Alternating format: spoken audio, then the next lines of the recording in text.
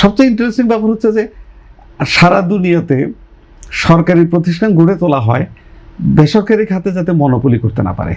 এবং আমার কাছে মনে হচ্ছে আমাদের দেশে উল্টাটা করা দরকার। আসলে যে নীতিমালাটা সম্পর্কে নিউজ এসছে সেটা হইতেছে ওরা প্রস্তাবটা গেছে বসুন্ধরা থেকে প্রথমে, যেটা নিয়ে আলোচনা হচ্ছে সেটা হচ্ছে যে তারা আমদানি করবে ফিনিশড ক্রুড, আনবে এখানে রিফাইন করবে, ফিনিশড এনে এটা মার্কেটিং করবে এবং এটা রিটেল পর্যায়ে মার্কেটিং করার তাদের ইচ্ছা আছে। এখন এইটাতে আমার বক্তব্য হচ্ছে যে একজনকে যদি আমি বিজনেস করতেই দিই বা এই ধরনের একটা সেন্সিটিভ জায়গায় সরবরাহ করতে দিই, তাকে ফুল ফ্লেজের সুযোগটা দেওয়া উচিত। রিটেল লেভেলে যদি ওরা যায় এটা স্মুথ হবে। কারণ এখানে একটা জিনিস হচ্ছে যেটা প্রফেসর এনামুল সাহেব শঙ্কা প্রকাশ করেছেন, রাইট? এক্সট্রিম মশার কয়েল প্ল্যান্ট ফাইবার দিয়ে তৈরি, তাই সহজে ভাঙে না, সুগন্ধিযুক্ত ও নিরবিচ্ছিন্নভাবে জ্বলে। ডেঙ্গু, চিকুনগুনিয়া বাহি সহ যে কোনো মশার বিরুদ্ধে দেয় এক্সট্রিম সুরক্ষা। কিন্তু এখানে যেটা আমি বলতে চাই যে প্রথমে 100% যেহেতু পেট্রোবাংলা সরকারের হাতে, এই সরকারের হাতে থাকার কারণে কয়েকটা জিনিস হয়। যখন সরকারের কোনো প্রতিষ্ঠান মনোপলি হয় সেখানে দুইটা জিনিস যোগ হয় মূলত, একটা হচ্ছে ইনএফিসিয়েন্সি আর একটা হচ্ছে করাপশন। এখন আমরা এই ইনএফিসিয়েন্সি এবং করাপশনটাকে মেকআপ করার জন্য আমরা সাবসিডি দিই ফুয়েলে। এখন প্রশ্ন হচ্ছে যে নীতিমালাটা হচ্ছে সেখানে প্রাইভেট সেক্টর করে সাবসিডি দেওয়া হবে, আমার মনে হচ্ছে দেওয়া হবে না। আচ্ছা, সবচেয়ে ইন্টারেস্টিং ব্যাপার হচ্ছে যে সারা দুনিয়াতে সরকারি প্রতিষ্ঠান গড়ে তোলা হয় বেসরকারি খাতে যাতে মনোপলি করতে না পারে। এবং আমার কাছে মনে হচ্ছে আমাদের দেশে উল্টাটা করা দরকার। এই ইনএফিসিয়েন্সি এবং করাপশনটাকে বন্ধ করার জন্য প্রাইভেট সেক্টরে আমদানি করতে দেওয়া উচিত। এখন এটা দিলে ভয় যেটা, সেই ভয়টা কখন হবে? প্রাইভেট সেক্টর যদি একটি অর্গানাইজেশন ডোমিনেন্ট পজিশন নিয়ে নেয় তখন সে ম্যানিপুলেট করতে পারবে। কিন্তু সেটা হতে অনেক দেরি। কারণ ওই পর্যন্ত ইনফ্রাস্ট্রাকচার তৈরি করে প্রাইভেট সেক্টরে একটা কোম্পানি সারা বাংলাদেশে মনোপলি ক্রিয়েট করবে, এইটা কল্পনা করাটাও কঠিন।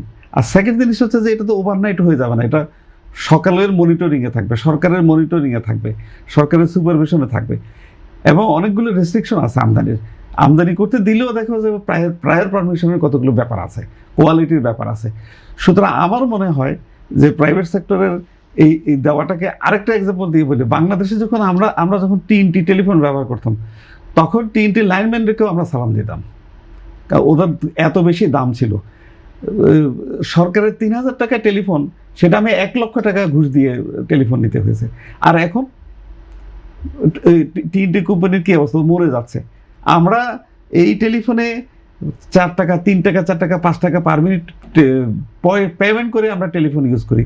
কিন্তু বাংলাদেশে আপনি কি জানেন লোকাল কল টিএনটির ফ্রি, 250 টাকা যে লাইন রেন্ট, ওইটার বেসিসে আপনি সারাদিন লোকাল টেলিফোনে কথা বলেন, আপনার কোনো বিল হবে না, এত সস্তা।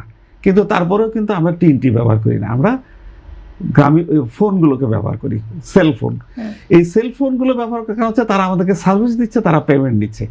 সুতরাং বেশি দাম নিলেই একটা বেসরকারি প্রতিষ্ঠান আমাদের থেকে সুবিধা নিয়ে নেবে, আমাদেরকে মার্কেটে ক্ষতি করবে, এই কথাটা অন্তত আমাদের সেলুলার টেলিফোনের এক্সাম্পল দিয়ে বলা যেতে পারে।